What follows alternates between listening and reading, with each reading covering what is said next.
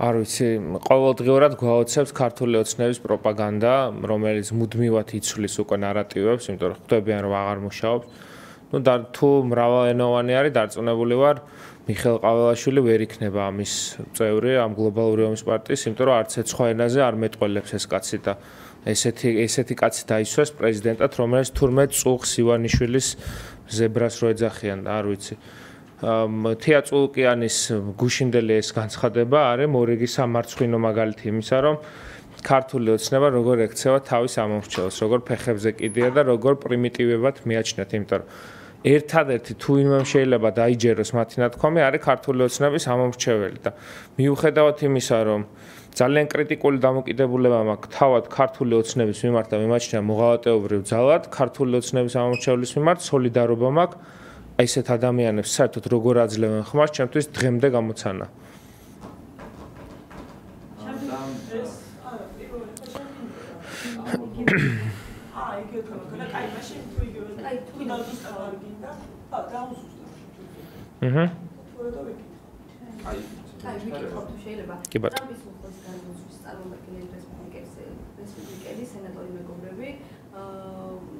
სენატორები მეგობარი აქტის მიღებას აფერხებენ, ოპოზიციას განსაკუთრებული მოლოდინი ჰქონდათ ამ აქტის მიღებაზე, აქ ხო რა შეგიძლიათ რომ თქვათ? აქ მხოლოდ საუბარია დაჩქარებული წესით მიღებაზე. მოდი თავიდანვე აღნიშნოთ, რომ კონგრესში ძალიან დიდი უმრავლესობით იქნა მიღებული მეგობარი აქტი, როგორც რესპუბლიკური, ისე დემოკრატიული პარტიის მხრიდან. მაგრამ ბუნებრივია, რომ ქართული საკითხის მიღმაც არსებობს ამერიკის შეერთებულ შტატებში სხვადასხვა საკითხზე თვითონ პარტიის შიგნით თუ დემოკრატიულ და რესპუბლიკურ პარტიას შორის უთანხმოებები, აქ მხოლოდ დაჩქარებული წესით განხილვაზე არის საუბარი. ანუ წესით და რიგით მეგობარი აქტს განხილვა უწევდა შემოდგომიდან სექტემბრიდან. ჩვენი მიზანი იყო, რომ რამენაირად მოხერხებულიყო მისი განხილვა ზაფხულის პერიოდში, მაგრამ ხედავთ, რომ არიან სენატორები, რომლებიც არათუ მეგობარი აქვს, არამედ რიგ აქტებს, რომლებიც სხვადასხვა მათი კოლეგების მიერ არის ინიცირებული, უბრალოდ არ აძლევენ საშუალებას, რომ სწრაფი ტემპით იყოს განხილვული. ეს არ არის რაღაცა პროტესტი და ბოიკოტი უშუალოდ მეგობარი აქტის მიმართ, არამედ თავად პროცესის მიმართ, იმიტომ რომ ახლაც რესპუბლიკურ და დემოკრატიულ პარტიებს შორის არსებობს რიგი უთანხმოებებისა, მაგრამ დარწმუნებული ვარ, რომ როდესაც რიგით მოუწევს უკვე სექტემბერში ამ აქტს განხილვა, ორპარტიულად ძალიან მარტივად იქნება მიღებული დიდი უმრავლესობით. ბატონო ლევან, თქვენ წერან, რომ ეს არადიო, თქვენ ჟესტი ბოიკოტის უშუალო მეგობარ აქტზე, ხო? შეიძლება ეს ბოიკოტის ჟესტი არ არის, თუმცა ხომ არ ფიქრობთ, რომ აი ესეთი გაჭიანურება და საკმაოდ მწვავე კორესპონდენტი არის, ვინც იუწყება ინფორმაციას. ამბობს, რომ ეს ხომ არ არის უბრალოდ თქვენთვის იმის ჟესტი, რომ ტრამპის ადმინისტრაცია შეიძლება იცადოს მათ შორის ურთიერთობის გადატვირთვას, თორე გასაგებია რომ უნდა გაიცნოს კარგად პირობებს და შეიძლება არ იყოს ხო ჩამოყალიბებული ჯერ პოზიციები, თუმცა იმ პოზიციების ჩამოყალიბების გარდა ხომ არ არის ეს იმის ნიშანი, რომ ტრამპის ადმინისტრაცია შეიძლება სურდეს საქართველოსთან ურთიერთობების გადატვირთვა და ხომ არ აპაუზებს სწორედ ამიტომ აი მეგობარი აქტის მიღების პროცესს. მე გუშინაც, როდესაც ამის შესახებ ბატონი რაუფოღუს მხრიდან გახდა ცნობილი, თავადაც გადავამოწმე რამდენ აქტზე, ამას ქვია hotline-ის წესი ამერიკის სენატში, სადაც დაჩქარებული წესით განხილვას გულისხმობს და ფაქტობრივად ეს სამი სენატორი თითქმის ყველა აქტს, რომელიც დაჩქარებული წესით არის მოთხოვნილი, რომ იქნეს განხილული, ადებს ვეტოს. და მათ განხილვას ითხოვს სექტემბერში, იმიტომ რომ მათ თავიანთი მოთხოვნები აქვს, სხვა აქტის სწრაფად განხილვა უნდა თავად, ასე შემდეგ. საქართველოს არ არის ნოტარიუსთა პალატა არ არის სენატი და კონგრესი, რომ ერთი პარტია იჯდეს და რასაც ბატონი უბრძანებს, იმას განიხილავდნენ. თავად აქტის შინაარსთან დაკავშირებით ფაქტობრივად არ არსებობს განსხვავებული მოსაზრება, უბრალოდ დაჩქარებულ წესთან დაკავშირებით, მათ შორის ამერიკის შეერთებული შტატების დემოკრატიიდან გამომდინარე და პატივი უნდა ვცეთ ამას, სავარაუდოდ ძალიან დიდი ალბათობაა იმისა, რომ დაჩქარებული წესით ზაფხულში არ იქნება განხილული, ერთი თვით გადაიწევს ივანიშვილის და მისი რეჟიმის სანქცირების განხილვის საკითხი ამერიკის შეერთებული შტატების სენატში. ანუ უნდა მომხდარიყო ივლისის ბოლოს და ალბათ სექტემბრის დასაწყისშივე ჩვენ მაქსიმალურად ვიმუშავებთ ამისკენ, რომ კალენდარულად ბევრად უფრო ადრე, ანუ სექტემბერშივე მოხდეს მეგობარი აქტის განხილვა. საერთოდ გამორიცხავთ, ხო? და ანუ მაინც დავაზუსტებ ბოლოს, რომ საერთოდ გამორიცხავთ, რომ შეიძლება აღნიშნული წერანკი ახსენეთ, რომ სამივე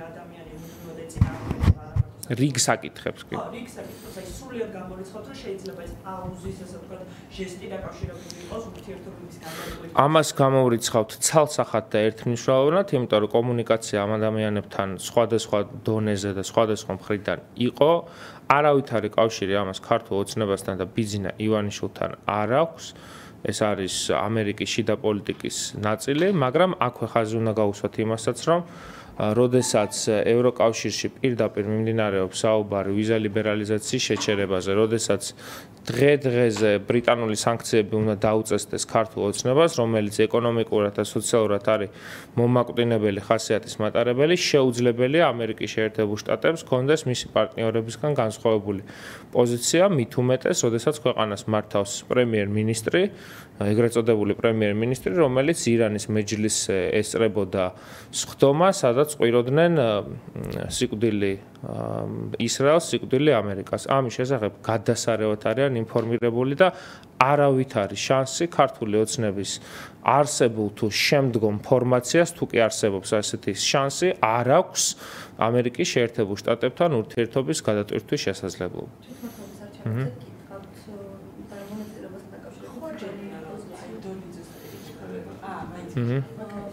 მონაწილეობასთან დაკავშირებით პროცესი კიდევ ერთხელ დააფიქსიროთ და კახიკავალძე თქვა, რომ მისი კენჭის თბილისში და რამდენად აქვს ოპოზიციას ისეთი რეიტინგული კანდიდატის დამარცხების შესაძლებლობა, როგორც კახიკავალძე. პირველი დავწყოთ იმით, რომ 4 ოქტომბერს არ ტარდება არჩევნები, 4 ოქტომბერს ტარდება ივანიშვილის მორიგი რუსული სპეცოპერაცია, რომლის მთავარი მიზანი არის ივანიშვილის ხელისუფლებისთვის ლეგიტიმაციის რაღაცა შირმის შექმნა.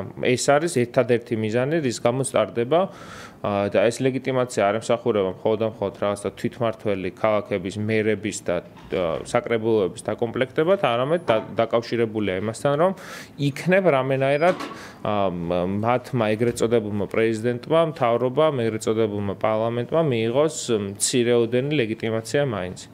დანარჩენი ვინ მიიღებს მონაწილეობას ამ რუსულ სპეცოპერაციაში, ვინი თანამშრომლობს ქართულ ოცნებასთან, არის ჩვენთვის უკვე ნაკლებად რელევანტური. კახიკავალძესთან დაკავშირებით არ ვიცი, როგორც ჩანს ქართულ ოცნებაში ეს შიდა დაპირისპირება, სისხლიანი დაპირისპირება, ქუჩური გარჩევები, ქურდების ჩარევით, როგორც ჩანს კახიკავალძემ მაინც ძლია დანარჩენ ოპონენტებს, იმიტომ რომ ჩვენ მქონდა დასაბუთებული ინფორმაცია, რომ სხვა რიგი კანდიდატებიც განიხილებოდნენ და როგორც ჩანს ქართული ოცნებისთვის კახიკავალძის დაკარგვაც ზედმეტი იქნებოდა, იმიტომ რომ მათ ერთდროულად დაკარგეს ირაკლი ღარიბაშვილი, გომელაური, ლილუაშვილი, რიჟვაძე, ზვიად ხარაზიშვილი და როგორც ჩანს ჯერჯერობით კახიკავალძის გადაგდება ბიძინას არ უნდა ნაგვის ყუთში და ამიტომ რამდენიმე თვე მისცემს შანსს, რომ ისევ ფული აკეთოს თბილისის მერიაში. კანდიდატების გარდა ხომ არ ფიქრობთ, რომ კიდევ შეიძლება იყოს ისეთი კანდიდატი ოპოზიციიდან, რომელიც ვერ გაუწევს კონკურენციას? აი, შეიძლება ჩვენ ესე ივანიშვილის ლეგიტიმაციის თამაშებში და დოღში ვინ გავა მეორე, მესამე თუ პირველ ადგილზე საერთოდ არ გვაინტერესებს. ჩვენი გადაწყვეტილება ცნობილია და არ ექვემდებარება ამ პროცესში ვიცით რომ გაცხადებული გაქვთ რომ თვითმართველობის არჩევნები არ უნდა მოიპოვოს და მეორე მხრივ ელოსა და გახარიას გადაწყვეტილებებით რა პოლიტიკური შედეგი დადგება მათთვის. მათთვის ჩემი აზრით უმძიმესი მიუხედავად იმისა რომ რამდენიმე ათეულ საკრებულოს წევრს გაიყვანა მთელი საქართველოს მასშტაბით. სამწუხაროდ გახარიას პარტიაზე არავითარი სენტიმენტი არ მაქვს, რაც უფრო მალე გაქრება პოლიტიკური ველიდან, ჩემთვის ნამდვილად არ იქნება ეს გულსატკივარი, მით უმეტეს როდესაც ესე იქცევა ლიდერი და გარბის ქვეყნიდან და მის გუნდსაც ტოვებს მარტო, ჩემი აზრით და ბრიუსელს ასაღებს სოფლის ყველაზე ცხერულ წერტილად, ესეც არაკეთილ სინდისზე იქცევა, რაც შეეხება ლელოს სამწუხაროდ დარწმუნებული ვარ, რომ ჩემი გარემოცვიდან გამომდინარე და სოციოლოგიაც იმედი მაქვს, რომ მალე შემომეშველება, დარწმუნებული ვარ, რომ ის ამომრჩეველთა ბაზა, რომელიც წინა არჩევნებზე თუნდაც გაყალბების შედეგად მოწყავდა, მნიშვნელოვნად იქნება შემცირებული. ეს ადიქნება ნაციონალური მოძრაობა და გაცხადებული მიზანი გაქვთ, რომ მოიპოვოს აკერება ამ არჩევნებმა. ჩვენ ვიქნებით მთელი საქართველოს მასშტაბით დაელოდეთ რამდენიმე მნიშვნელოვანი განცხადება გაკეთდება ამ კვირაში და შემდეგ კვირაში ჩვენ კამპანიასთან დაკავშირებით, როგორც დამოუკიდებლად ნაციონალური მოძრაობის მხრიდან, ისე რუიანის ფორმატის მხრიდანაც, სხვა იმ ოპოზიციურ პარტიებთან ერთადაც გვექნება შესაბამისი ნაბიჯები გადადგმული, რომლებიც არ თანამშრომლობენ ივანიშვილის რეჟიმთან. ამ ამავე დროს ვიქნებით აქტიურები ძალიან სხვადასხვა სახის კამპანიის წარმოებაში და ჩვენ არ ვაპირებთ მათ შორის არც ადგილობრივი პრობლემების მიტოვებას და ამ თემის სხვისთვის გადაბარებას და ამავე დროს ძალიან აქტიურად ვიმუშავებთ ევროპის დედაქალაქებში, დიდ ბრიტანეთში და ამერიკის შეერთებულ შტატებში, რომ უშუალოდ ივანიშვილის გარემოცვის სანქცირება მოხდეს და ვერ მიიღოს ვერანაირი ფორმით ივანიშვილმა ლეგიტიმაცია, იმიტომ რომ ჩვენ დარწმუნებულები ვართ, რომ მხოლოდ გახარიას და ლელოს მონაწილეობა საბედნიეროდ ჩვენი ქმედებებიდან გამომდინარე შეუძლებელს ხდის, რომ ეს გახდეს ივანიშვილის ლეგიტიმაციის მიღების საბაბი.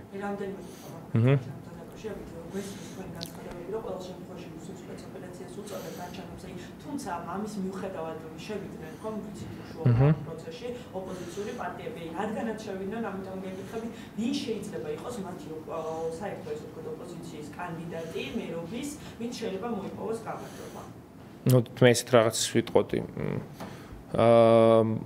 მნიშვნელოვანია იმის ხაზგასმა რომ ერთია იმ ოპოზიციურ კანდიდატს ექნება თუ არა არ თანამშრომლობის მომხრე პარტიების მხარდაჭერა და არ ექნება მაგრამ თავარი რაც არის რომ თავად ოპოზიციური ამომრჩევლის მხარდაჭერა არ ექნება.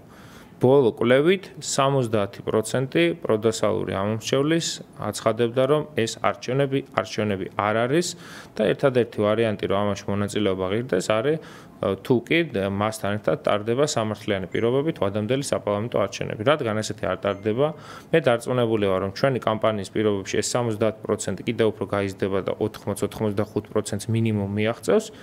ამ პერიოდში დარწმუნებულები ვართ რომ არც ერთ კანდიდატს ვინც არ უნდა მოიყვანონ წესერი იქნება თუ არაწესერი იქნება თუ რაღაცა ვარსკვლავი იქნება თუ ყოფილი სპორტსმენი იქნება თუ მოქმედი მომღერალი იქნება თუ წარსულში რაღაცა დიდი საზოგადოებრივი გავლენის მქონე ადამიანი იქნება ვინც არ უნდა დააყენოს დღეს ივანიშვილთან თანამშრომლობის რეჟიმში გადასულმა ოპოზიციამ სახალხო მხარდაჭერა არ ექნება შესაბამისად არავითარი შანსი არ აქვს ისედაც გაყალბების პირობები იქნება თუ არ იქნება მაინც არავითარი შანსი არ აქვს იმიტომ რომ საკუთარ ამომრჩევლსაც არ უნდა ამ სპეცოპერაციაში მონაწილეობის მიღება დაზუსტება რამდენიმე წუთში მაგრამ მაინც ზოგადად რომ დაზუსტდეს ანატოლი აპირებს ძალიან დიდი ალბათობით არჩევნებში მონაწილეობის მიღებას ამას მისი განცხადებებიც მოწმობს აი თქვენ როგორ შეაფასებთ და ის კოალიცია რომ დატოვა ნუ რიგი უთანხმოებები იყო ამაზეც საუბრობდნენ მიუხედავად იმისა რომ არ აღიარეს ეს იყო ხო იქ საკითხებზე უთანხმოებები ახლა გამოიყო ცოლკე და აპირებს რომ მიიღოს არჩევნებში მონაწილეობა როგორ შეაფასებთ და რამდენად რეალურია ანატოლიძის შანსები თვითმმართველობის არჩევნებში ესეც ხალხად ჩაიწყო ჩვენ შეფასების კრიტერიუმი არ გვაქვს მორგებული პიროვნებაზე ჩემი ნათესავიც რო შევიდეს ამ არჩევნებზე ვიტყვი რომ ბრძოლას უღალატა ამიტომ ახლა მით უმეტეს ანატოლიძე ჩემი ნათესავი არ არის შესაბამისად იქნება ბრძოლის ღალატი იმ ადამიანების ღალატი ვინც ქუჩაში დგანან ვინც სასამართლოს ეზოებში არიან და ამ ადამიანების მთავარი мотиваცია არ არის რომ ამ პოლიტიკურმა ორგანიზაციებმა 3-4 კაცით საქართველოს მასშტაბით შეაკავონ საკრებულოში ბიძინა ივანიშვილის წარღუნა აი ეს არის აბსოლუტური ბლეფი სისულელე და ვიწრო პარტიული ინტერესით გამსჭვალული ადამიანების ერთობა. სამწუხაროდ მე მიმაჩნდა რომ ამ ადამიანებთან მქონდა ბევრად უფრო მეტი საერთო და გვაერთიანებდა ივანიშვილის წინააღმდეგ რაღაცა ყოველგვარი უკომპრომისო ბრძოლა. ამოშტა რომ მათ თურმე კომპრომისების დაშოვა შეუძლიათ და თბილისის და სხვადასხვა ქალაქების საკრებულოს მანდატები ბევრად უფრო ძვირი ღირს ვიდრე უკომპრომისო დაპირისპირება. მე არ მგონია რომ ანატოლიძის ფიგურას ჰქონდეს ის რესურსი რომ ის 70% ანუ ყოველი 100 ოპოზიციონერიდან 70 დაარწმუნოს რომ მას შეუძლია აი არსებულ სპეცოპერაციაში ივანიშვილის ლეგიტიმაციის მიღების გარეშე და არსებული საარჩევნო კანონმდებლობით და ცესკოთი ივანიშვილისთვის რაიმე სახის პრობლემის შექმნა და მე ყველა ამ ადამიანს ურჩევდი რომ 4 ოქტომბრის დილა იქნება თუ როცა იქნება არ დახარჯონ საკუთარი ცხოვრების მნიშვნელოვანი წუთები და საათები და არ მივიდნენ საარჩევნო უბანთან ივანიშვილისთვის ლეგიტიმაციის მისაცემად. არც ეს ხალხი არ ღირს ამათ. ბოლოს ვიკითხავ მე ამ თემაზე და დავასრულებ. აი ეს მუსიკა და ურთიერთბრალდებები, რაც ისმის ოპოზიციონერების მიმართ ერთმანეთის მისამართი. რამდენად აზიანებს საერთოდ ოპოზიციას, იმიტომ რომ სულ იმაზე საუბრობთ, რომ ოპოზიციური ამორჩეველი მეტი უნდა იყოს, რომ აი რატო არის თქო ქართული ოცნების ამორჩევლები თვითონ ერთმანეთის მიმართ ესეთი დამოკიდებულებები თქვენი აზრით ოპოზიციურად განწყობილ ამორჩეველში არ აჩენს რაღაც ასე ვთქვათ ცუდ განწყობებს, რომ ოპოზიციონერები თვითონ ვერ ალაგებენ ერთმანეთში რაღაცებს.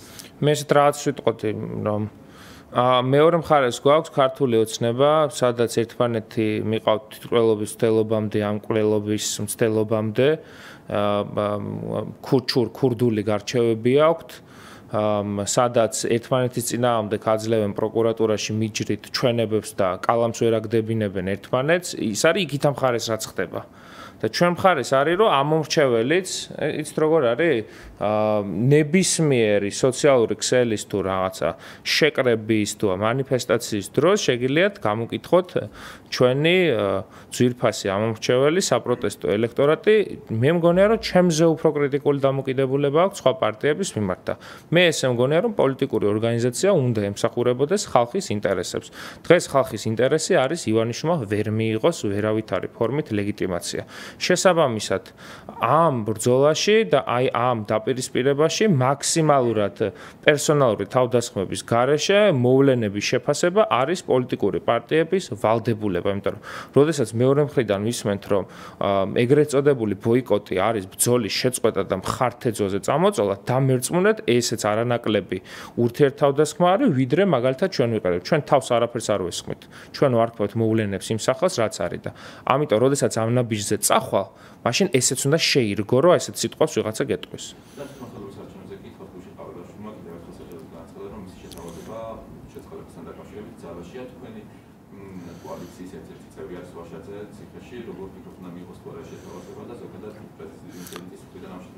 ზოგადად გეგმება მაინც გადახედვა ესე ვთქვათ ხელახალი შეთავაზების გამო. მე დარწმუნებული ვარ რომ გიორგი ვაშაძის მხრიდან სხვა ლიდერების მხრიდან რომლებიც არ თანამშრომლობის მომხრეები არიან და მათ შორის ახლა გუშინდელი განცხადება მოვისმინე მე ლეოს წარმომადგენლებს და ამაში წარმეპარება ეჭირო ახლა ისინი არ მიმართავენ qavelashvili შეწყალების მოთხოვნით ჩემი დამოკიდებულება მიუხედავად მათი პოლიტიკური აი ამ ნაბიჯის მიმართ არის უკიდურესად კრიტიკული არ მჯერა რომ ახლა qavelashvilis მიმართავენ შეწყალების მოთხოვნით მაგრამ ის რომ ხელისუფლება ეძებს ლეგიტიმაციას და ის რომ qavelashvili ოცნებობს ოღონდ რომელიმე ოპოზიციონერმა მის სახელსა და გვარზე და ამ ბლანკზე დაიტანოს შეწყალების თხოვნა და აღიაროს ის პრეზიდენტად კიდევ ერთხელ მიუთითებს რა არის ივანიშვილის ხელისუფლების მთავარი მიზანი მე არ მგონია რომ ამ სამარცხვინო კაპიტულანტური შეთავაზებით რომელიმე ოპოზიციონერი მოთაფლოს თუმცა კარგად ჩანს ქართული ოცნების მძიმე ვითარება და ეს არის ჩვენი კრიტიკულობის განმაპირობებელი რომ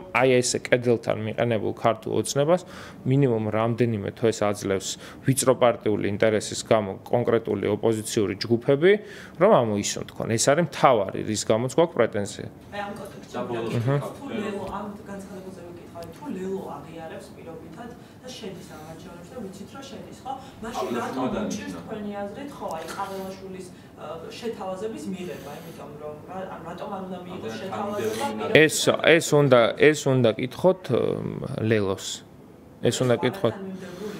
ეს უნდა კითხოთ ლელოს მე მიმაჩნია რომ და ზურა ჯაფარიძეს 100% ვეთანხმები რომ როგორც ის კომისიის და თეატრულუკიანის მიერ გაგზავნილი უწყისი იყო უბრალოდ რაღაცა ტუალეტის ქაღალდი ზუსტად ისე არის ნებისმიერი აქტი რასაც გამოსცემს ბატონი მიხეილ qavelashvili და შესაბამისად ეს ლელომ უნდა განსაჯოს მე მესმის რომ ეს არის პერსონალურად მიუღებელი საკითხი და აბსოლუტურად გასაგები არის რატომ არ უნდა ჩაიგდო კაცმა თავი იმ მდგომარეობაში რომ მიხეილ qavelashvilis მიმართო და გასაგებია ეს პოზიცია მაგრამ იმავე დროს მე არ მესმის რომ ამავე კაცის იცით როგორ არის ჩვენ რომ ჩვენი საარჩევნო კოდექსი გავიტანოთ, ჩვენი წესებით ტარდებოდეს არჩევნები, ცალსახარო იყოს საზოგადოებაში ის განწყობა, რომ ჩვენ გავიმარჯვეთ და ეხლა მიხეილ ყაველაშვილს ტექნიკურად უწევს რაღაცის დანიშვნა, ნაკლები პრობლემა იქნებოდა, მაგრამ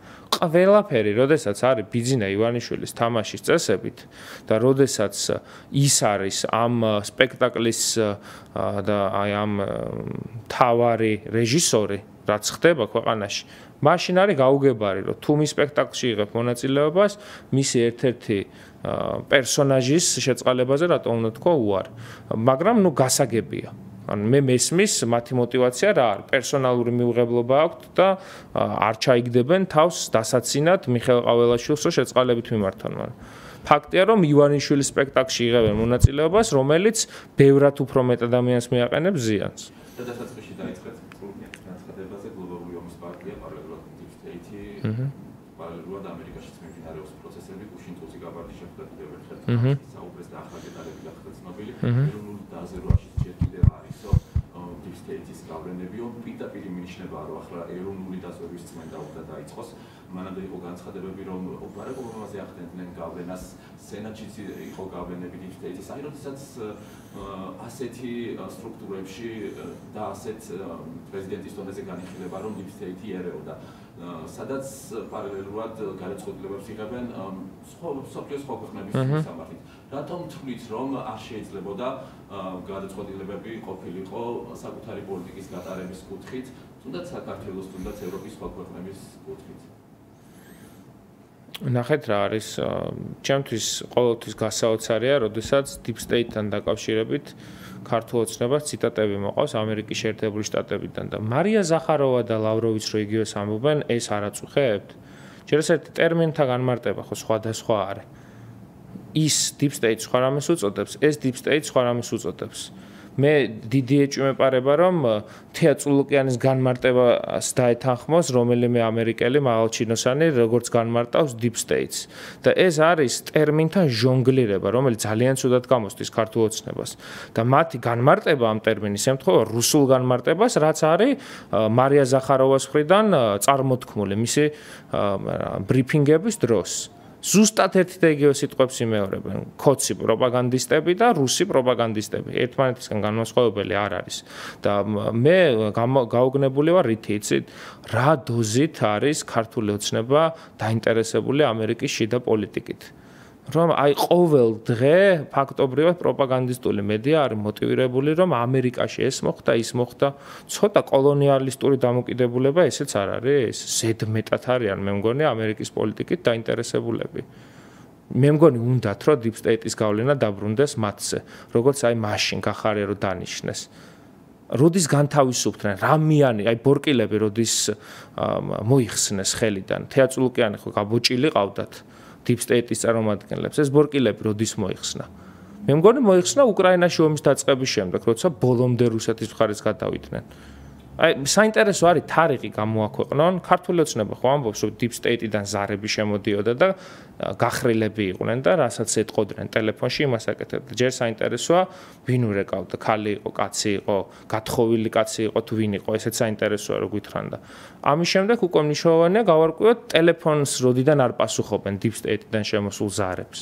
წერაზე ხალხს თუ შეიძლება დააბრალო პროუსი მოწინააღმდეგეს აპრობირებული მეთოდი, რომელსაც როგორც თუქსი გამოიყენება ამერიკაშიც მიმართავდნენ. მაშინ ამ საჩვენებლად როგორ მიყვებიან ამ მეთოდს ოპოზიციურ სპექტრში და ქართულ ოცნებას პროუსად კი ბატონო. როდესაც კონგრესში მაიკ ჯონსონის ადგილზე ჩასვამენ გავრილოვს, მაშინ გააკეთოს ეს განცხადება ქართულმა ოცნებამ. პრორუსულობასთან დაკავშირებით. მაიკ ჯონსონის ადგილზე რომ რუსს ჩასვამენ და დაადებინებენ უკანალს. იდენტურ ხელწერასთან არავითარი კავშირი არ აქვს. მე მაინტერესებს, რატომ ედრება დონალდ ტრამპს ირაკლი კობახიძე. რომ ორივეს ერთნაირად ებძვიან? Deep State-ის ორი სამიზნე არის, ერთი ბიძინა ივანიშვილის ვარსკვლავთ ბიჭუნა ირაკლი კობახიძე და დონალდ ტრამპი, ხო? რა დღეში ყოფილა? არავითარი ხელწერა. ხალხი, რომელმაც ქართველი სამხედროების სიები გადასცა რუსებს, ხალხი, რომელიც არის პოზნერის ელარჯის მწელავი, ხალხი, რომელმაც ქართველები დაიჭირა ლავროვის ქალიშვილის მეგობრის ქორწილის თუ რაღაცა კარეტინობის გამო შუაგულ საქართველოში, რომელმაც ლავროვი ჩასვა ზვიად გამსახურდია სავარძელში, საიდანაც გამოცხადდა ამ ქვეყნის დამოუკიდებლობა, ხალხი, რომელიც ევროინტეგრაციაზე ამბობს უარს, ხალხი, რომელიც ტაშს უკრავს სიკვდილი ისრაელს და სიკვდილი ამერიკას, პროპაგანდაზე ნუ მესაუბრება რა. ირაკლი კობახიძე იქ deep state-მა დააყენა, როცა ამერიკის და ისრაელის სიკვდილს ითხოვდნენ? იქ deep state-მა დააყენა? ეს პროპაგანდაა? მის გარშემო ვინც იდგა ყველა მკვდარი როა დღეს ისრაელის გამოისობით? ესეც შეუთითხრა deep state-მა, ხო? ალბათ deep state-მა შეაცდინა საწყალი ირაკლი, რომელიც გამოუცდელი ბიჭია და ჩაიყვანა ადგილზე, სადაც ამერიკის შეერთებული შტატების სიკვდილი უნდათ. რა საერთო აქვთ? აქეთ არის ხელისუფლება ამერიკის შეერთებულ შტატებში, რომელიც დასავლეთის იდეას ავრცელებს, რომელიც ირანს ებრძვის, რომელმაც ფაქტობრივად სირია გაათავისუფლა, რომელიც დღე-დღეზე უკრაინას მიაწვდის უმნიშვნელოვანეს პაკეტს იარაღის რუსეთის დასამარცხებლად და აქეთ ყავს მოტირალი ქართული ოცნება, რომელიც თურმე იმაზე ნერვიულობს, რომ deep state-ი ასუსტებს რუსეთს. ის განცხადება არ ნახეთ, სადაც კობახიძე ნერვიულობს, რომ deep state-ის მთავარი მიზანია რუსეთის დასუსტება და ეს ცუდია. მართალი გუნდის არ ვიცი. ბრალდებაზე იყო საუბარი. deep state-ის ხელწერა ბრალდებასთან დაკავშირებით და ოპოზიციის ხელწერა ასევე ბრალდებასთან დაკავშირებით. მე საერთოდ არ მესმის ამ უნიჭო პროპაგანდის ბრალდება რაზე გადის. ვინ აბრალებს, რას აბრალებს. ამ ფაქტებზე გაგვცეს პასუხი. არ ვიცი, მე deep state-ის წარმომადგენელი არ ვარ. საქართველოს მოქალაქე ვარ და ჩემი თვალით ვხედავ და არც ერთი ის ფაქტი, რომელიც მე ხა ჩამოვთვალე და ადასტურებს ქართული ოცნების პროფესიულობას, არ არის ჭორი. ვიდეო მტკიცებულებით გამყარებულია. ჯერ ამაზე გაგვცეს პასუხი. ხო უჭახუნებდა. არ ვაბრალებთ. არა, აი შეიძლება ეს არის, კი, გეთახმებით. არ ვაბრალებთ რომ პრორუსია. დაბრალებით არა, დანამდვილებით ვიძახით რომ პრორუსები არიან. არ ვაბრალებთ. პრორუსები არიან. მართველი გუნდის პოზიცია ერთია, მაგრამ როდესაც ამერიკის უსაფრთხოების ხელმძღვანელი თუსი გააბარდი ამბობს და ხმარობს სიტყვა deep state-ს. თქვენ როგორ გესმით ეს ტერმინი და რატომ გამორიცხავთ რომ ამ ძალებს გქონდეთ ინტერესი მართლის deep state-ი არის არაჩვეულებრივად განმარტებული ვიკიპედიაზე და იმაზე უკეთ მე ვერ განმარტავ. მე დარწმუნებული ვარ რომ ვიკიპედია უკეთ განმარტავს ვიდრე გოგა ხაინდრავა. შესაბამისად ვემხრობი ვიკიპედიის განმარტებას. ან განსხვავებული მოსაზრებები ისმის მართლის გუნდიდან განსხვავებული გოგდა ეს გვაინტერესებს ამ რას. ჩემი განმარტება deep state-ის საკითხთან მიმართებაში ემთხვევა ამერიკის შეერთებულ შტატებში არსებულ დოქტრინას, რაც გულისხმობს ამერიკის შეერთებულ შტატებში არსებულ ეგრეთ წოდებულ ადმინისტრაციულ რესურსს და აი ამ სხვადასხვა ეშელონებში ოღონდ სახელისუფლებო ეშელონებში მყოფი ადამიანების და საჯარო მოხელეების პოლიტიკური თანამდებობის პირების კოლექტიურ გაერთიანებას. ესენი არ უწოდებენ იგივეს კაცო, ის სხვა რაღაცას ეძახის deep state-ს და ეს სხვა რაღაცას ეძახის. ხო, მიზნებზე აქ თავარი აქცენტი, შეიძლება თუ არა გქონდეთ მათაც ევროპის ქვეყნების საქართველოს მიმართ საკუთარი ინტერესები. ამ deep state-ის ინტერესი და ამერიკის შეერთებული შტატების ინტერესი არის ერთი და იგივე, იმიტომ რომ deep state-ს დავალებას აძლევს ამერიკის შეერთებული შტატების პრეზიდენტი, კონგრესი და მთავრობა. ცალკე deep state-ი არ არსებობს. deep state-ი არის ინსტრუმენტი, რომელსაც იყენებს, რომელზეც დგას ამერიკის შეერთებული შტატების პრეზიდენტი, სენატი და მთავრობა. და აი მაგალითად ის მნიშვნელოვანი ფაქტები, ნახეთ მე რა მაინტერესებს. რიგი საკითხებისა, რომელიც დღეს ქართული ოცნების მხრიდან რევიზირებას ექვემდებარება და ამბობენ, რომ deep state-ის გავლენა იყო. იმ დროს პრეზიდენტი ხო ტრამპი იყო. 2016-20 წლებში. მაშინ deep state-ი ავალებდა, ან 2019 წელს მაგალითად გახარიას დანიშნაზე ხო ამბობენ, რომ deep state-მა დაგვანიშნინა. მაშინ ტრამპს deep state-ი მართავდა? პირველ ვადაზე. სისულელეა ეს რა, აი ამაზე დროის კარგვაც წარმოუდგენელია, მაგრამ საჭიროა, მესმის რომ საჭიროა. 2019 წელს, 18 წელს განცხადებებს ხო ისმენთ, რომ ჩვენ არ ვიყავით მაგარი ბიჭები და ვერ უძლებდით deep state-ის ზეწოლას. მაშინ ვინ იყო ამერიკის შეერთებული შტატების პრეზიდენტი? დონალდ ტრამპი. ოღონდ მაშინ იყო 45 პრეზიდენტი, ეხლა არის 47. შესაბამისად, მაშინაც გავლენის ქვეშ იყო Deep State-ის. აი პომპეო რო ჩამოვიდა საქართველოში ვიზიტით ამერიკის შეერთებული შტატების სახელმწიფო მდივან, Deep State-მა ჩამოიყვანა პომპეო და რა მოთხოვა პომპეომ ამათ? აი რაღაცაში, აი ოდნავი სტაბილურობა ხომ უნდა იყოს, თუმდაც message box-ში. ეხლა თუ ტრამპი არის Deep State-თან მებრძოლი, მაშინ როგორ გაიზნიქა ქართული ოცნება? თუ მაშინ უბრალოდ ტრამპი რეკავდა პირდაპირ და გახარიას ანიშნინებდა. და პრორუსულობასთან დაკავშირებით კითხავთ, გასაგებია რომ მართველი გუნდი თქვენთვის პრორუსულია, თუმცა როდესაც ბარაკ ობამა არა მარტო ჩემთვის. ხო, ნუ თქვენ პარტიისთვის და ვისაც არის. როდესაც ევროკავშირის წევრი სახელმწიფოებისთვის გარდა ორბანისა და ფიცოსი. მაშინ როდესაც ამერიკაში ბარაკ ობამა აბრალებდა ტრამპს, რომ მის სასარგებლოდ თვითმმართველობის არჩევნებში ის სპეცსამსახურები ერეოდნენ. მაშინ როდესაც გერმანიაში აბრალებენ ერთ-ერთ ყველაზე რეიტინგულ პარტიას პრორუსულობას და აკრძალეს ამ მიზეზით. მაშინ ლეპენის მიმართაც ეს ბრალდება იყო და ტრამპის შორის პოლიტიკურ პროცესს.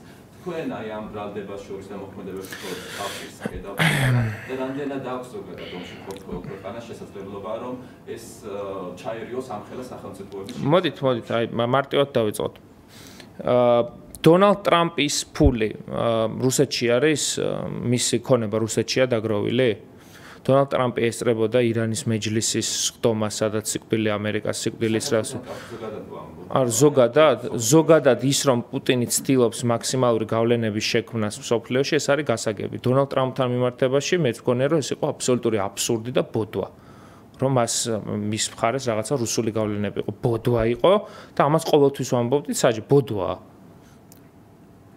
მათი მხრიდანაც ანუ იზიარებ თუსი გაბარდის განცხადებას რომ ამის უკანეთ Deep State როგორ არა რა Deep State-ი იდგა არა გაბარდის განცხადება ამასთან დაკავშირებით ეს ვერსია თუსი გაბარდის არა დავამთავრებ ამას ვერ დავტოვებ პასუხი გაუცემო ის რომ ამერიკის შეერთებული შტატების პრეზიდენტის არჩევაში არც ერთ დროს ამერიკის შეერთებული შტატების შიდა პოლიტიკაში რუსეთს არ აქვს ის გავლენა რომ პრეზიდენტი დასვას ამის ღრმად მჯერა და მწამს. დანარჩენ განხილვაში არ შევდივარ. მე არ მიმაჩნია რუსეთი ისეთ ძლევამოსილ სახელმწიფოდ, რომ ამერიკის შეერთებული შტატების პრეზიდენტი დასვას. ეს სხვადასხვა ქვეყნებში პოლიტიკურ პარტიებს თავრობუნებენ ქართლობის ბრალდებები თქვენთვის კავშირშია თუ არა? მაგალითად, აი ნახეთ თქვენ რომ მოყავთ AfD გერმანიაში ერთ-ერთი მნიშვნელოვანი სამწუხაროდ მნიშვნელოვანი მოთამაშე. AfD-ს წარმომადგენლების პოზიცია თქვენ მოგისმენიათ აფხაზეთთან და ოსეთთან დაკავშირებით? აღიარებისკენ რო იხრებიან? ამ პარტიას როგორ უნდა დაუჭირო მხარე? AfD-ს წარმომადგენლებს აქვთ გაკეთებული განცხადება, რომ აფხაზეთსა და ეგრეთ წოდებულ სამხრეთ ოსეთში შესაძლოა მომხდარი იყოს ეთნიკური წმენდის ფაქტები ქართული მხრიდან. ამ პარტიას როგორ უნდა უქომაგო, მითხარით? არ არის ეს პრორუსული პარტია? ჩვენი მთავარი შიში არის რომ აი ესეთი პარტიები სადმე დაწინაურდნენ რომლებისთვისაც აფხაზეთი შესაძლოა დამოუკიდებელი სახელმწიფო იყოს ამიტომ ვერ ვუქომაგებ ვერცეთ მათგანს პუტინის სამეგობროს ვერ ვუქომაგებ და დონალდ ტრამპი პუტინის მეგობარი არ არის და ამას სულ მალე ვნახავთ დამატებით კიდე რა დღეელის რუსეთის იმპერიას ისეთი დახმარება ჩადის უკრაინაში ხედავთ რომ ქართული ოცნება არ აპირებს ამ უნიკალობის გაწევას, აი როგორ ფიქრობთ, სადამდე მიგვიყვანს ეს მათი პოზიცია? 4 მილიონი ქართველი სანქცირებამდე. 4 მილიონ ქართველს დაასანქცირებს ქართული ოცნება და ბიძინა ივანიშვილი 15 კაცის მაგივრად. 15 კაცია, რომელზეც დასაბუთებულია სანქცირების აუცილებლობა. მისი საძმაკაცო ორბანის და ფიცოს სახით არასანქცირებს ამ ხალხს. ამიტომ გადაწყვიტა რომ 4 მილიონი კაცს დავასანქციროთ რა. მიდიან ამაზე. შეგნებულად აკეთებენ ამას. 100%-ით პასუხისმგებლობა ეკისრება ქართული ოცნების ხელისუფლებას და პირადად ბიძინა ივანიშვილს ამ საკითხთან დაკავშირებით. აბატონო და თავიდან გვისმოდა განცხადებები ხო ისტორიული გადაწყვეტილების რომ აი ქართულმა ხალხმა დაიმსახურა ესეთი განცხადებები და აი ახლა ყველაფრით ეს ვთქვათ განცხადებები რომ შეიძლება დედლაინები თუ არ მოხდება თუ არ მოხდა გათვალისწინება ამ რეკომენდაციების მაშინ გაგიქმნება ვიზო რეჟიმი ხომ არ დასჯიან ამით ქართულ ხალხს. ანუ ხომ არ იქნებოდა სანქციები უფრო ეფექტური, ანუ ქართული ხალხი რატომ უნდა დაისაჯოს, ის ფიქრობენ, რომ ხელისუფლებას ეკისრება მხოლოდ პასუხისმგებლობა. ჩვენ არაერთი ვიზიტი გვაქვს უახლოეს პერიოდში დაგეგმილი, რომლის მთავარი მიზანიც ყოველთვის ეს იყო. კიდე დიდ ბრიტანეთში, კიდე ამერიკის შეერთებულ შტატებში, კიდე ევროკავშირის წევრი სახელმწიფოების დედაქალაქებში, რომ მოხდეს ივანიშვილის და მისი ხელისუფლების წარმომადგენლების ინდივიდუალური სანქცირება. იმიტომ რომ ამ ვიზა ლიბერალიზაციის მიღების პროცესში არავის იმაზე მეტი ტექნიკურად და პოლიტიკურად არ გაუკეთებია რამდენიც ნაციონალურ მოძრაობას 2003-2012 წლებში და თავად დამსახურება იმისი რომ ეს ვიზა ლიბერალიზაცია გვაქვს, ეს ეკუთვნის ქართულ ხალხს. რომ მის აწმყოს, წარსულს და მომავალს. იმ ადამიანებს, ვინც რუსთაველის გამზირზე იცავდნენ ევროკავშირის დროშას, იმ ადამიანებს, რომლებიც დღეს არიან ციხეში, იმ ადამიანებს, რომლებიც ამ ყოველთვის ხაზს გაუსვამენ, რომლებიც მონაწილეობდნენ ერაყის და ავღანეთის სამხედრო მისიებში. იმიტომ რომ ამას ძალიან დიდი გავლენა ჰქონდა ჩვენ ევროპული ინტეგრაციის პროცესში. ამ ადამიანებს ეკუთვნოდათ და ეკუთვნით ეს საკითხი. ვიზა ლიბერალიზაციის შეჩერება, ეს იქნება ტრაგიკული მოვლენა საქართველოსთვის. ეს მხოლოდ უვიზოდ გადაადგილებასთან არ არის დაკავშირებული, არამედ ეს არის პოლიტიკური გადაწყვეტილება, რომ სამწუხაროდ საქართველო აღარ იქნება ევროპულ ბანაკში. ჩემთვის ეს არის ყველაზე მნიშვნელოვანი და არა უვიზო გადაადგილება. ამიტომ ჩვენი მხრიდან ყველაფერი გაკეთდება იმისთვის, რომ ეს ასე არ მოხდეს და იქნებ ინდივიდუალურად მოხდეს მაინც ქართული ოცნების მაღალჩინოსნების სანქცირება, მაგრამ ევროპასაც აქვს თავისი თამაშის წესები. ლუკაშენკოს მსგავსი რეჟიმის მოქალაქეებს იქ არელიან. ძალიან მარტივი არის სინამდვილეში ამ პრობლემის გადაჭრა. თუ საქართველოს აღარ მართავს ბიძინა ივანიშვილი, მე დარწმუნებული ვარ, რომ ყველაზე სწრაფად გავხდებით ევროკავშირის წევრები, მათ შორის იმ ტრიოდანაც კი, ვინც ამ წუთას თითქოს ჩვენზე წინ არის. თუმცა ფაქტია, რომ მოცემულობა ისეთია, რომ ხელისუფლებაში ქართული ოცნება არის და მმართველი პარტია არის ქართული ოცნება. ანუ გამორიცხავთ, რომ ეს არის ქართული ხალხის დასჯის მცდელობა? მე ვამბობ, რომ ქართული ოცნება ჯის ქართულ ხალხს. ამის ინიციატორი არის ქართული ოცნება. თუმცა უვიზოს ბერკეტი აქვს ევროკავშირს. კი, თუმცა ევროკავშირი რომ ითხოვს კონკრეტულ სამართლებრივ და პოლიტიკურ საკითხებს, ნახეთ, ჩვენ გვყავს ხელისუფლება, რომელმაც აფხაზეთის და ეგრეთ წოდებული სამხრეთ ოსეთის აღიარების უკან წაღებაზე, სადაც სირიასთან დაკავშირებით იყო მოწოდება, ამას არ მისცა ევთოში ხმა, იმიტომ რომ იქო ვადამდელ საპარლამენტოზე იყო საუბარიო. ანუ ვადამდელი საპარლამენტოს ჩანაწერი რახან იყო, ამას ხმას როგორ მივცემთ ჩვენ აფხაზეთის აღიარების უკან წაღებას? ესეთი ხელისუფლება რო გვყავს, ესეთი ხელისუფლება რომ მართავს ამის გამოა, რომ იცით რამდენი ხნის წინ წაიღებდნენ ამ უვიზოს? ამ უვიზოს წაიღებდნენ ალბათ 1 წლის წინ. უბრალოდ მეც რომ ჩავდივარ ბრიუსელში და მაქვს შეხვედრები, თავარი არის ის, რასაც ამბობენ, რომ ევროკავშირში არ იბრძვიან ისე ევროკავშირის დროშისთვის, როგორც საქართველოში. ამას ხედავენ, თორე კარგა ხნის წინ წაიღებდნენ ამ უვიზოს და შესაბამისად არსებობს რაღაც დედლაინები, ჩვენ ყველაფერს ვაკეთებთ, რომ მოხდეს მხოლოდ ივანიშვილის გარემოცვის სანქცირება. ამას ვაკეთებთ, აქტიურად მუშაობთ, რომ იქნება მხოლოდ ივანიშვილის გარემოცვა და სანქცირება, დანარჩენი ივანიშვილის ხელშია. სამწუხაროდ ოპოზიცია ამ შემთხვევაში ვართ არადანი. არჩევანი არის ივანიშვილის რეჟიმი, რომელიც შეგნებულად არასრულებს იმ დათქმებს, რომელიც არსებობს და ამით 4 მილიონ ქართველს აყენებს საფრთხის წინაშე, რომ დაასანქცირონ საქართველოს. ისინი ამბობენ, რომ რაღაცებმა შეიძლება გადაიხედოს, მაგრამ იგივე კანონების გაუქმებაზე საკმაოდ ხისტი ჩამოყალიბებული პოზიციები მაჩერს მართლაც პარტიისგან, რომ არ გადაიხედება, ბევრი რაღაც, თუმცა რაღაცა ისე დიალოგის საშუალება არის და როცა ვხედავთ, რომ ანუ მართლი პარტია, ასე ვთქვათ, თქვენივე განცხადებებიდან გამომდინარე მოლოდინი რომ გაქვთ, რომ არაპირებს ასე ვთქვათ რეკომენდაციების შესრულებას, აი ამ თვალებაში ხალხმა. აი მართლმა პარტიამ რომ ქუჩაში ხალხი დახვრიტოს და მართლმა პარტიამ რომ ირანის ატომური პროექტის დაგეგმარებაში დაიწყოს მონაწილეობა, ამის მერეც არ უნდა გააკეთოს ევროპამ რაღაცა სიგნალი არ უნდა გამოაგზავნოს.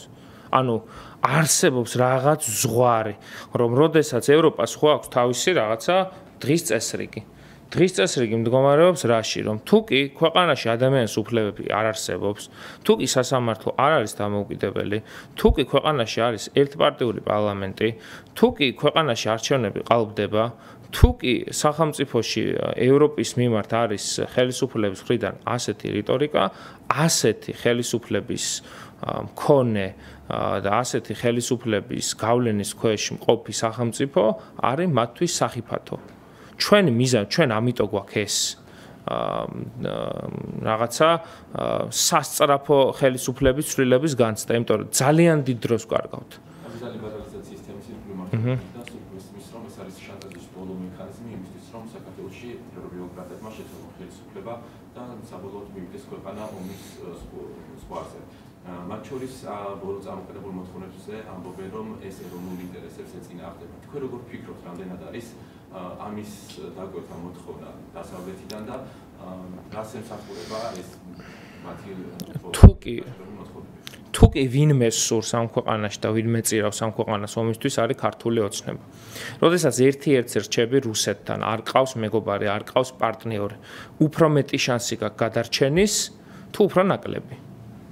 როდესაც ეკონომიკური პარტნიორი არ ყავს, როდესაც სამხედრო პარტნიორი არ ყავს, მარტო რო ხარ დარჩენილი რუსეთთან. თქვენ გონიათ, რომ დღეს საქართველოში ომი რო არ არის, ეს ირაკლი კობახიძის დამსახურებაა, ამის მართლა ვისჯერა. ევრობიუროკრატების ჯერს ერთი ეს რა ტერმინია ევრობიუროკრატები, მაგრამ ის რომ ეს მოთხოვნა არსებობს, არის აბსოლუტურად ცხადი და გასაგები და აქამდე რომ ესე მწვავედ არ იდგა, იყო ქართველი ხალხის და ოპოზიციური ძალების დამსახურება, იმიტომ რომ ჩვენ ზუსტად იგივეს ვიმეორებთ ევროპულ დედაქალაქებში, რომ უნდა დაისაჯოს ბიძინა ივანიშვილი და მათ შორის ბიძინა ივანიშვილს არ უნდა მიეცეს მანიპულაციის შესაძლებლობა, რომ მოთხოვნების არ შესრულებით 4 მილიონი კაცი არ დასანქცირდეს.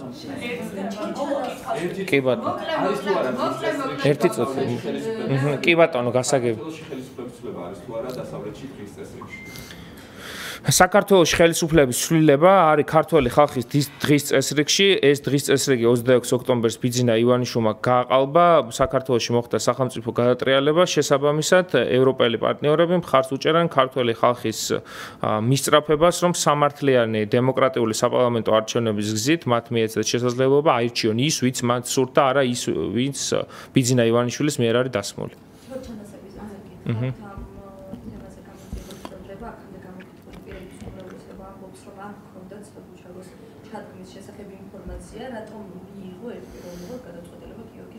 მე დარწმუნებული ვარ, ჯერ ამ მდგომარეობაში არის სახელმწიფო, ერთი წუთით რო დავიჯეროთ, რომ მათ არ იცოდნენ სუსის უფროსმა და თავდაცვის მინისტრმა არ იცოდნენ, რომ საგუშაგოს დგამდა შინაგან საქმეთა მინისტრი, წარმოიდგინეთ ეს ხალხი მელაპარაკება მე ეფექტურ ხელისუფლებაზე. ეს ხო სირცხვილია, ეს ერთი, მეორე. მარტივი საკითხი არის ჩემთვის ძალიან ისიც, რომ თქვენ წარმოგიდგენიათ ხელისუფლება რო შეიცვალოს ამ ხალხს, მას რა ქვია, ფურცელს და კალამს ვინმე გააგდებინებს ხელიდან, ხელისუფლებიდან არ წასულან და რას კადრულობენ ერთმანეთის მიმართ. ჩვენებას აძლევენ. ეს რა უბედურება არის. და რაში მდგომარეობს. მე საერთოდ არ შევდივარ დეტალების განხილვაში, უბრალოდ მათ მონაყოლს ვისმენ, რომ შინაგან საქმეთა მინისტრი საოკუპაციო ზოლთან დგამს საგუშაგოს და ამას სრული სერიოზულობით მიმტკიცებს სუსის და თავდაცვის ყოფილი მინისტრები, რომ ჩვენ ეს არ ვიცოდით. ან კრეტინები იყვნენ და არიან და არ იცოდნენ, ან უბრალოდ ქართული სახელმწიფო დიდი ხანია აღარ არსებობს. რას ნიშნავს არ იცოდნენ?